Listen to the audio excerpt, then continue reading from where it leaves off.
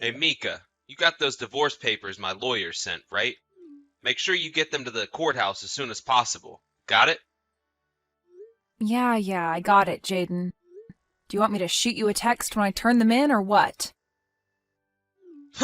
Come on, Mika. How badly do you want to stay in contact with me? We're through. We're never getting back together. Good grief, would you get over yourself?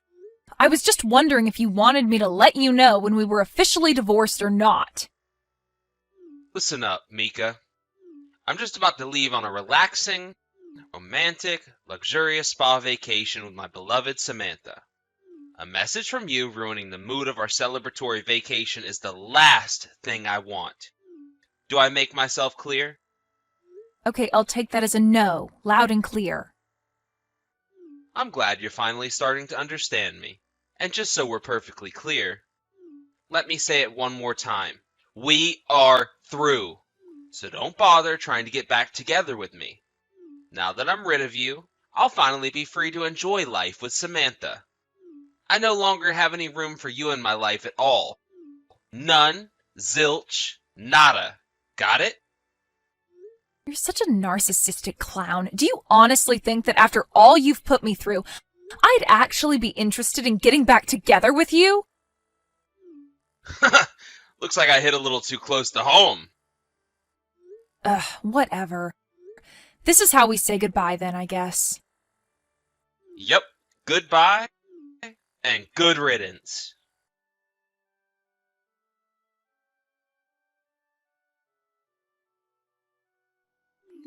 Hey, Mika, are you there? Where are you right now? I tried ringing your doorbell, but no one came to the door and the house looked all dark. Where on earth are you? Please, the moment you see this message, you've got to get in touch with me. Rachel? We haven't talked in ages. What's going on? There you are, finally! You seem pretty serious. Did something happen, or are you okay?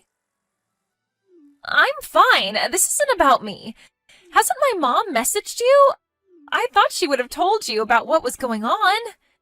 In any case, you've got to get down to the hospital as soon as possible. Oh, I'm sorry, Rachel. The truth is that I blocked your mom a while ago. You what? Why would you do that? I guess that's besides the point now. So, you haven't heard about my brother? Well, no, I haven't spoken to Jaden since 2 days ago. He was in a car crash, and he's in the hospital right now. A car crash? You need to get down to the Central City Hospital as soon as possible. There's a lot we'll need to talk about moving into the future, so I thought it would be best for the whole family to gather together in person. Hold on, Rachel, calm down for a second. How can you be calm when your husband is in the hospital? My husband? Wait a second. Rachel, didn't you hear about what happened between us? No, what? Jaden and I are divorced, Rachel. What? You are? Yeah, it was finalized 2 days ago. This is the first I've ever heard of this. Oh my goodness.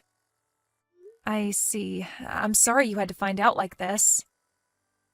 I guess that would explain why you haven't been contacting Jaden and haven't come down to the hospital yet. I guess. Wow, this day just keeps getting crazier. I'm sorry, Mika. I must have surprised you when I started texting you in a panic all of a sudden like that. Don't worry about it. It's not your fault. You just didn't know. I know this is probably a sensitive issue, and I don't mean to pry, but was the divorce over my brother's infidelity? How did you know?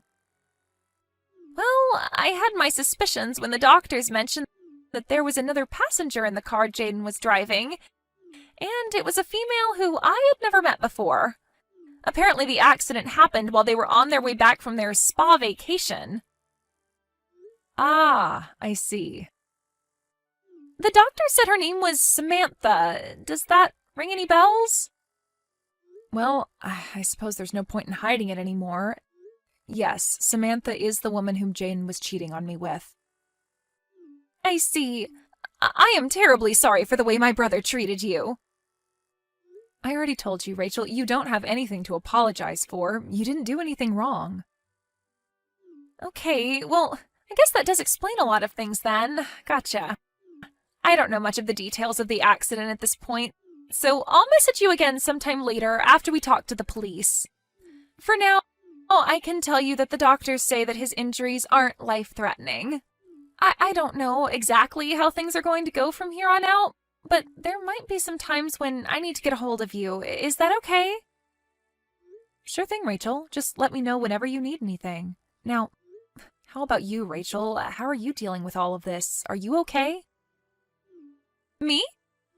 Yes, you. I know that neither Jaden nor your mother have treated you very well over the years, and that's just from the things I've heard and seen from Jaden. I can't imagine what they were like when I wasn't around. Well, I suppose that's to be expected. I'm only her stepdaughter, and ever since my dad died, she started treating me differently than before.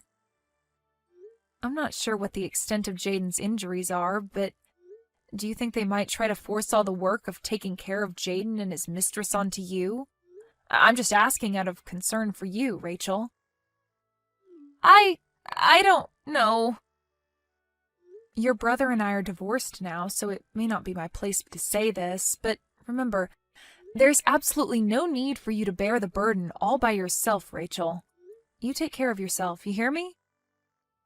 Thanks, Mika. I'll do that.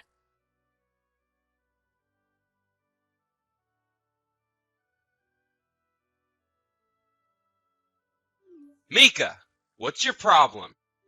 When are you finally going to step up and take responsibility for taking care of me? You know I'm wheelchair bound now. Don't pretend you don't. Even my poor, sweet Samantha has to live with a wheelchair. She's an angel. She didn't deserve this.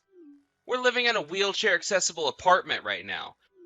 But even with all those accommodations, it's still a nightmare over here. Hurry up and get your butt over here and help out around the house. Jaden? You are the last person I wanted to hear from today. We've been divorced for a few months now. What do you want from me? Don't act dumb. I want you to take responsibility. You need to come over to our apartment every day and help us out. Why? You know why. We're stuck in wheelchairs for the rest of our lives. And just what have you been up to lately while shirking off your responsibilities to me, huh? Have you been having fun, walking around, going places? No, I mean, why am I the one who has to take care of you? We're divorced. Excuse me? You're my wife. Obviously you have to take care of me. Do I need to teach you what the word divorced means? At our wedding, you vowed to take care of me, till death do us part. Did you get a brain injury in that crash? In sickness and in health, Mika. And right now, I'm cashing in on the in sickness part. You're gonna fulfill your duties to me as my wife, or else. We are divorced. I am not your wife. What? What do you mean, what? You told me to fire the papers, quote, as soon as possible. And just like you told me, I went down to the courthouse the very same day and filed them. We're divorced. You never told me that. You also told me that I didn't need to tell you when I submitted them. I did? I asked you if you wanted me to message you when I submitted the divorce papers. You said no and further stated, again, directly quoting you here, "A message from you ruining the mood of our celebratory vacation is the last thing I want." So, like you told me, I didn't tell you. Got it?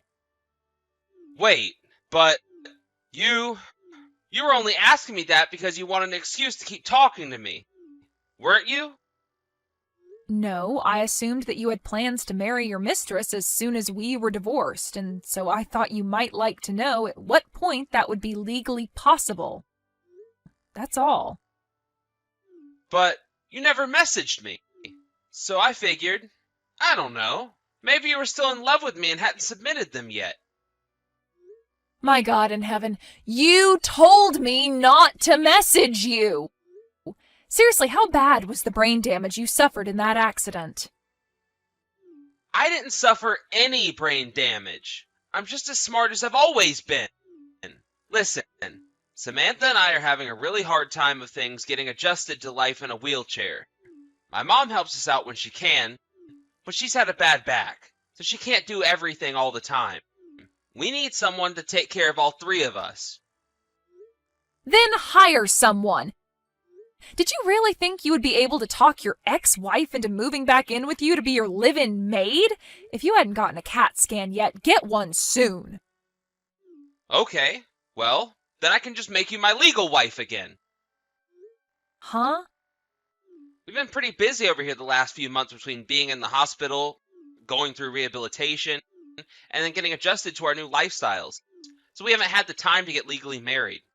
So it just so happens that I'm a perfectly eligible bachelor. We can get married again. You can be my wife and help out me, Samantha, and my mom around the house. Isn't that a great plan? I am more and more convinced that they lobotomized you while you were in the hospital. Do you even have any brains left in your skull? What's up with that attitude? I'm offering you the chance to get back together with me. Are you really going to throw it in my face like this? Short answer, yes. Long answer, yes, of course I am, you complete moron. But why? Don't insult my intelligence, Jaden. Rachel finally got tired of taking care of you and moved out, didn't she?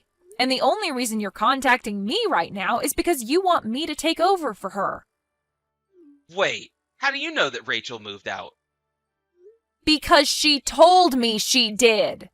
She told me that she's only your stepsister and that her father married your mother and that he had passed away a few years ago.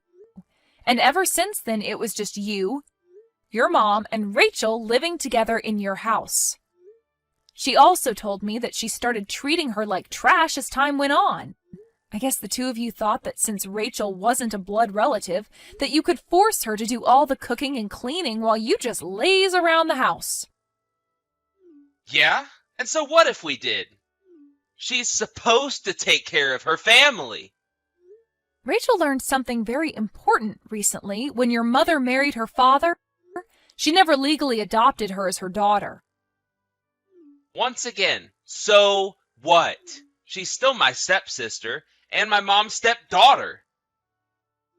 Stepchildren aren't like biological children, especially when they're adults like Rachel. When you marry someone with children, they don't automatically become your legal children. There is a process to legally adopt the children of your spouse, but again, your mother never did it. So there is no bond, legal or biological, binding Rachel to you and your mom. Uh-oh. Looks like you're starting to see where I'm going with this. I guess the doctors must have left a few pieces of your brain behind after all. So, you're saying... Don't hurt yourself by thinking too hard. I'll spell it out for you. The moment Rachel's father died, the only reason she had to stick around you two went away. So no, Rachel has no responsibility to take care of you or your mother. I'm very sorry to say this, but you won't be able to rely on either the sister you mistreated nor the wife you cheated on to take care of you. Tough luck. And to be really honest, expecting me or her to care for you is an unprecedented low, even for you. Hey, you're probably aware of this, but Samantha kinda got cut off by her parents, so she doesn't have anywhere else to go. Oh no, she got cut off by her parents after they found out she got in an accident riding with the married man she was sleeping with. This might be a little harsh, but right now, the two of you are getting exactly what you deserve. Please, Mika, you've got to come back to me. We really need some help around here. Then go and hire someone to do it for you. We can't hire somebody to help us without any money. Both Samantha and I had to quit our jobs after the accident, so we've got almost no income. Not my problem. How can you be so cold to me after all we've been through together? Ah, yes, we have most certainly been through a lot together, haven't we? I remember it all so clearly, from our first date to your proposal, to our wedding and honeymoon, and then finally the day I found out you were sleeping with another woman. And if this had happened before that last one, I probably would have stuck with you, for better or for worse.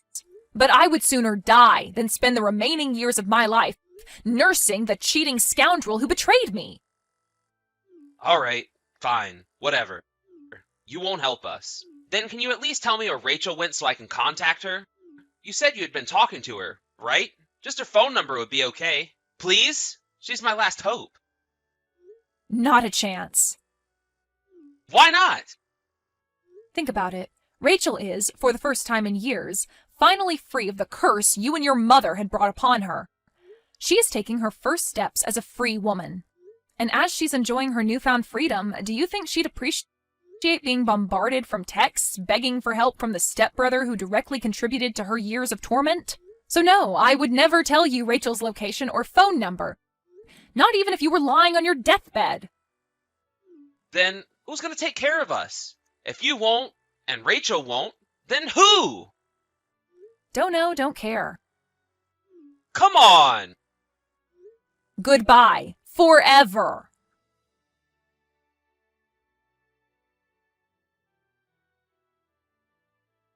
Jaden didn't know when to give up, so I blocked his number after that.